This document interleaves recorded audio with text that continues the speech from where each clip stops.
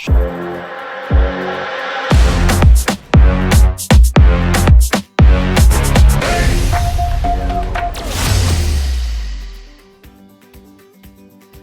everyone, welcome back to our channel, Sir Renran's Math Tutorial. We're learning math made easy. Thank you so much to our subscribers who continue watching our videos. I hope you are learning. To our new subscribers also, thank you so much. You mean a lot to me, Charla. Okay, so we're going to have a discussion and continuation of the video that I posted already in the channel, and that we're not going to waste time.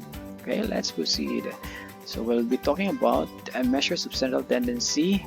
That's for the group data today. Okay, today we're going to go to talk about it, and that let's recall that the measures of central tendency includes the mean, the median, and the mode.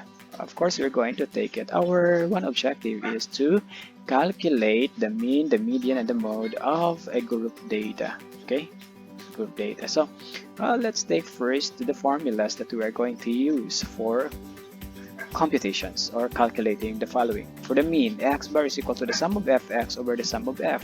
That means we're just going to divide the sum of the fx or class marks and the product, no, divided by the total frequency. And then the median, MD is equal to LB sub MC, where MC stands for median class, plus the quantity of sum of f over 2 minus the cumulative frequency of the class before the median class divided by the frequency of the median class times the class width or class size.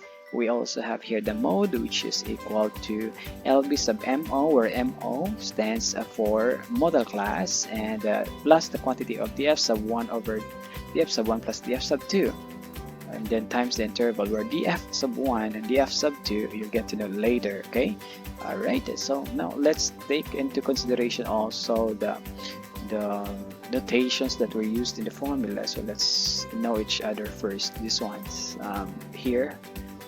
Let's take it one by one. The sum of fx is the sum of the products of the frequencies and class marks, and then the sum of f is the sum of the frequencies, and then the LB sub MC is the lower boundary of the median class, and also you have the LB sub MO is the lower boundary of the model class, and the CF sub LC is the cumulative frequency of the class before the median class, and then you have the DF sub 1 is the difference between the frequency of the model class and the class before it. The DF sub 2 is the difference between the frequency of the model class and the class after it. So we are now ready. We knew the formula and notations that were included in the formulas. So let's get ready to rumble. Right, let's discuss first how we're going to have the other necessary information so we needed in the table so that we can calculate for the measures of the central tendency for this group data. Here we are already provided with the table organized already, meaning the data is already organized, so we don't need to construct an FDT since it's already provided for us. Here is a table with 6 columns, where in the first column is our class limits or class intervals, and in the second column is for our class boundaries, and the third is frequency, the fourth is class marks, the frequency times the class mark for the fifth, and then the cumulative frequency for the sixth column. So let's take first this first column, that is the class intervals or class limits. We call it class limits because the numbers here are actually composed of the lower limits and the upper limits, where in the left side these intervals are our lower limits, and in the right side of the intervals are our upper limits. Okay, so 17, 14, 11, 8, 5, 2 are our lower limits, and 19, 16, 13, 10, 7, 4 are our upper limits in all of these classes here. So we have 6 classes here, where the lowest class is in the bottom and the highest class is in the upper portion. Now, what about the second column? It's the class boundary. Alright, the class boundaries. So the class boundaries, we have the lower and the upper boundaries. Alright, so as you can see, we will take the lower boundaries here and we will take also the upper boundaries here. So So where we got the lower boundaries, so simply look into the lower limits. So just subtract 0.5 in each of the numbers here. So example, 17 minus 0.5 is 16.5, and then you will do it with 14, 11, 8, 5, and 2. So example, so 2 minus 0.5 is 1.5. Now you got all your lower limits, and then you can also have your upper limits. The upper limits, you have 19, 16, 13, 10, 7, 4. So you can take from here your upper boundaries. Okay, so just add 0.5. For example, 19 plus 0.5 is 19.5. You do the same with 16, 13, 10, 7, and 4. Example in the 4 plus 0.5, you have 4.5. There you go, you have your upper boundaries. Now you're done with the lower boundaries and upper boundaries. Let's proceed to the third. The third is actually provided already. These are our frequencies. That means the scores are scattered this way, and as you are going to sum it up, it's a 60, and this gives you idea that there are 60 scores of observations in this data, okay, that were just organized. And that you have now the fourth column, the class marks. What is this class mark? Others called it the midpoint, and some called it average. So where we got it, where we take it, so that's the question, we're gonna answer it. So we take it actually from here in the class intervals. All you need to do here is just to add the lower limit and the upper limit. So lower plus upper, so 17 plus 19, then divide it by 2, you get the class mark. Example, 17 plus 19, 38, divided by 2, 18. 14 plus 16 is 30, divided by 2 is 15. And you will do that in all class intervals until you're done to the bottom. So 2 plus 4 is 6. I'm sorry, 2 plus 4 is 6. That's divided by 2. Then you have 3 as your class mark. Okay, now you're done with your class marks. You know where to get it. Okay, now we have the class marks times the frequency. So these are products. These are already products. When you multiply the frequency, the class mark in every class interval. Example, 6 times 18, 108, 10 times 15, 150, 18 times 12 is 216, 14 times 9 is 126, 9 times 6 is 54, and your 3 times 3 is 9. And you're going to get the sum of these numbers, these products, you will have 663. So you call it sum of fx, or the summation of fx. Now, the last column is the cumulative frequency. Your cumulative frequency is actually you can just take it the simpler way. Just look into the lowest, since it's a less than cumulative frequency, to look into the lowest class to 4, look into the frequency. Its frequency is 3. All you have to do is copy it first. So you copy 3, and then where to get next, how to get next. You are just going to add that to the preceding number. So 3 plus 9, looking into the frequency, 3 plus 9 is 12, 12 plus 14 is 26, 26 plus 18 is 44, 44 plus 10 is 54, and 54 plus 6 is 60. If you got 60 here, that coincides here in the total frequency, that means you were able to do your cumulative frequency correctly. Okay, and that's it.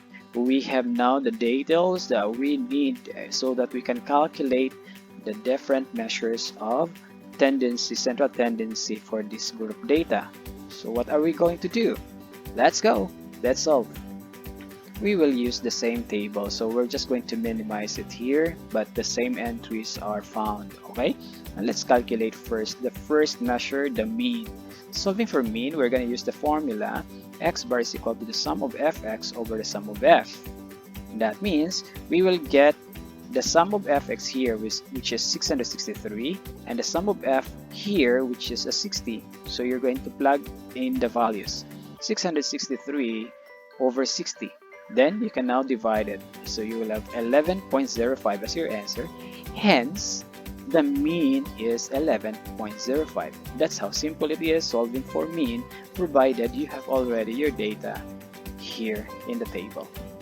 Okay, so let's move on to the next example of solving. So solving for of course solving for median this time, and we'll use the same table, and I highlighted here one particular class interval, and so the details are also highlighted. Okay, solving for median is, you're going to make use of the formula. MD is equal to LB sub MO plus the quantity of sum of F over 2 minus the cumulative frequency of the class before the median. Okay, and then divided by the median class frequency times the class width or interval. Okay, so the first thing that you are to consider this time is to locate first where is your median class, because you cannot really use this formula without knowing first your median class. Where is my median class? Okay, take note that the median is the class interval with the cumulative frequency the smallest. Okay, it's the smallest cumulative frequency that is greater than or equal to half of the total frequencies. Again, median class is the class where its cumulative frequency is the smallest, greater than or less than 2. Okay, the smallest greater than or less than 2, half of the total frequency. In this case, our total frequency is 60. So what is half of 60? It's 30. So 30. So we will look for the cumulative frequency, the smallest, which is greater than or equal to 30. So look into the cumulative frequency here that is greater than or equal to 30. There's no 30, so we look into the greater. The smallest greater than number is, we have three numbers here greater than 30, 44, 54, and 60, but we have to take the smallest, so that's 44. So this 44 will guide us where the class interval that is considered the median class. Did you understand? 44 will guide us where is the class interval which is the median class. This time it's already highlighted by Sir Randy, so it's here. 11 to 13 is our median class, since it's the class with the cumulative frequency greater than 230, which is also the smallest number among 54, 60, and 44. And so we'll take all the values here. Already your LB is lower boundary, so lower boundary refers to your 10.5. That's your lower boundary for this class. And then your frequency, which is 18, you have the F sub MC, and then you have here 26 as your cumulative frequency before the median class. It's before, so before the median class. All right, before the median class is cumulative frequency, which is 26. Now you are ready. Since you have the values, you can now plug in the values, but you need the I. Your I here, of course, is your class width or class interval. How to know that? Where to get that? Of course, if you're for the interval, you're going to look at the lower limit, say 2 to 5. What number is added becomes 5? 2 becomes 5. You have 3, and 5 becomes 8. 3. So that means your class interval is 3, or class width, class size is 3. You can also just use counting from the lower limit to the upper limit, just like here 2. You start counting from 2, so 2, 3, 4. So there are 3. Alright, so 3. That means that's our class width. So you can use that for the value of your I. Then we are now ready for the calculation. So substitute all the values that we have. Our lower boundary is 10.5, and our sum of F is 60 divided by 2.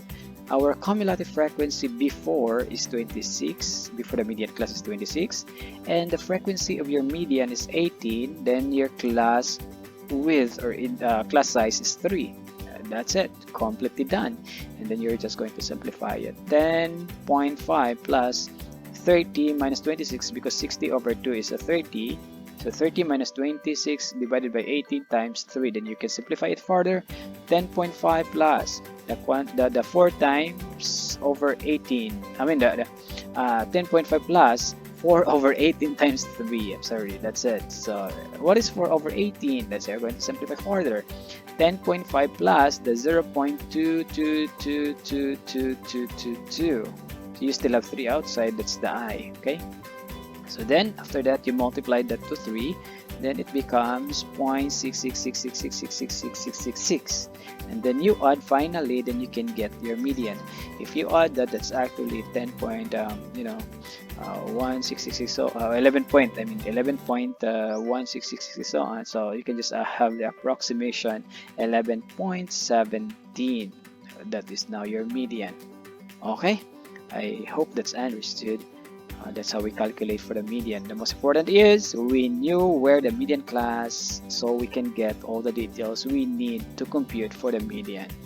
Alright, okay, let's proceed to the next. The next is we're going to talk about and discuss how we solve for the mode. Okay, for the mode we have the formula LB sub MO plus the quantity of df sub 1 over df sub 1 plus df sub 2 times I. Alright, here again the same with the median. We need first to look for the class. This time it's model class. Now how to look for the model class? The model class actually is the class with the highest frequency. Again, the model class is the class with the highest frequency, so therefore you look into the frequencies. Now where is the highest frequency? You see it's 18. Alright, 18 is the highest frequency. That will tell us where the class that is considered the model class. Okay? Okay, now it's here, it's already identified since 18 is the highest frequency.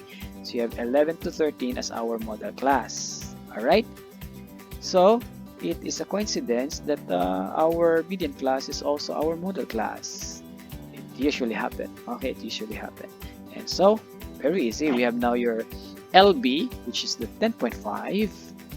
And your model class is the 11 to 13, therefore this is our LB.